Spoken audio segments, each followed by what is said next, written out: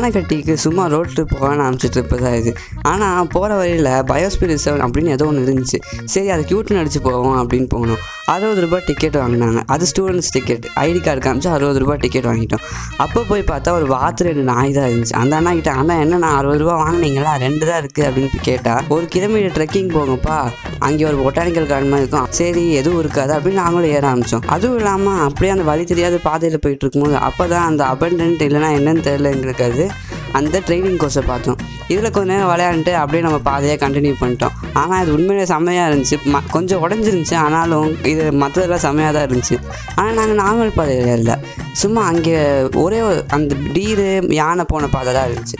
அங்கே போனால் அட்வென்ச்சரஸாக இருக்கும் அப்படின்னு ஏறி பார்த்தோம். அந்த பாதையில் போனால் யானையோட கால் தடம், மானோட கால் தடம்லாம் இருந்துச்சு. ஏதோ தெரியாத காலத்தெல்லாம் இருந்துச்சு. அதையும் நான் இங்கே ஃபோட்டோவில் போடுறேன். அப்போ தான் நாங்கள் சும்மா ஏறிட்டு இருக்கும் போது ஒரு மான்லாம் போடுறத பார்த்தோம். ஆனால் என்ன, அந்த மானை எங்களால் பார்க்க தான் முடியல. அந்த ரெகுலேட்டோட நாங்கள் ஃபாரஸ்ட்குள்ளேயே போய்ட்டு மானை பார்க்கணும். அப்போ தான் எங்களுக்கு தெரிஞ்சு ஒரு மலையை ஏற ஆரம்பிச்சிட்டோம். பாதையாக கண்டுபிடிச்சி மலையை ஏறும் போது தான் இந்த சீனை பார்த்தோம். அழகாக இருக்குல்ல.